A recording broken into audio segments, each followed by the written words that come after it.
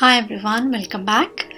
Today I'll be sharing a card that I had made way back in January, and it was for the Paper Tray Ink January blog hop.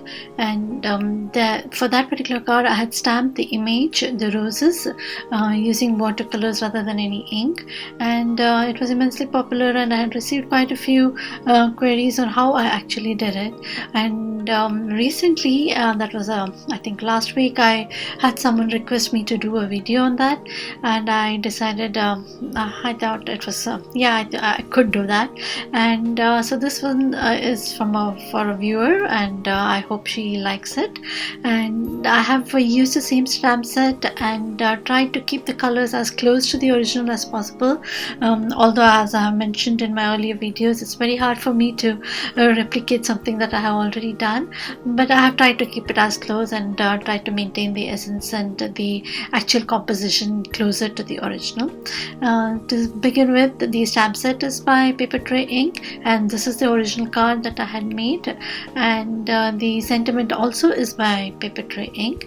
And for the brush, I prefer to use something which is slightly stiffer rather than these softer sables, because it helps in applying the paint to the stamp itself, because these are acrylic, they kind of slip around. And I try to keep my ink, my watercolors slightly thicker. Don't add too much water, just keep it slightly thicker, and keep going over the edges, especially because all we want is the outline. And since this is a 3-step stamp, I just took the base, the first one, and then later on I let it dry, and then later on I add just the fine detail. I didn't take the second part of the stamp set, so just the base and then the finer details. So that's how I went about stamping the image with watercolors. The more water you apply to the paint and stamp, the more translucent it gets, and the thicker your paint is, I think that is better, because you could always add a little water later. So for stamping especially, I try to keep it a little thick. And I think the brush itself is important, because I have had greater success with this kind of brush, where the bristles are slightly stiffer rather than those softer sables that I normally use, and that's the reason I'm showing you this brush today.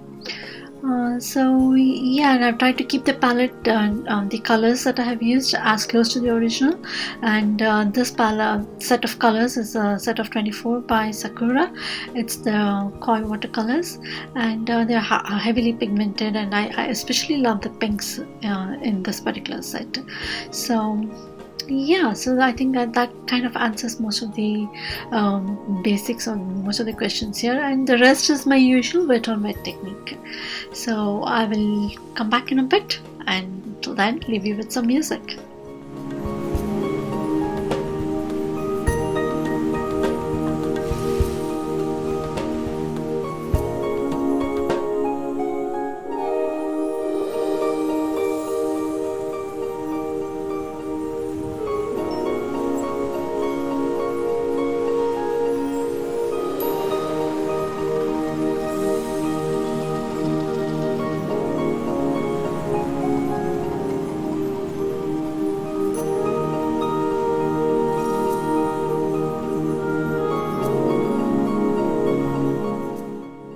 So here I'm applying color and going back with the damp brush, and then I use the fine detail stamp and go over it with the same pink with a very light faint touch.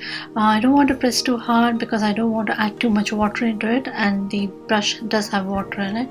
So I just go back with a very light touch and apply just so that it is just creasing against the stamp, and then I press it hard and I leave it there for some while, because it's watercolor and it absorbs into the paper, and that is what I think gives it a good definition.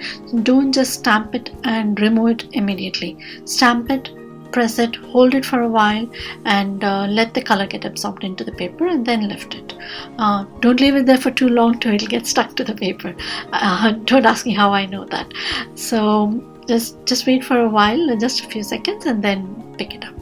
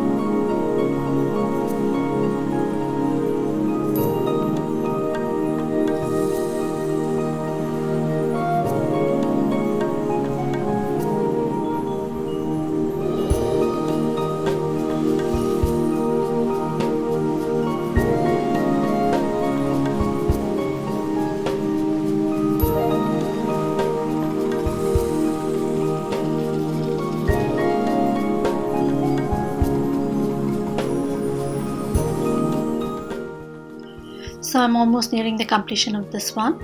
I'm just going around and adding the darks and defining the edges, and I'm almost ready to call it done. Just wait for it to dry and stamp the sentiment.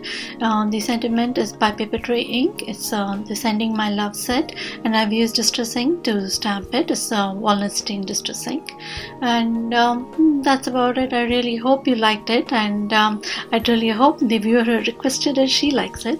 And thank you so much for joining me, and a huge welcome to all my new subscribers. I hope to find something interesting for you every week, and see you next week then. Bye.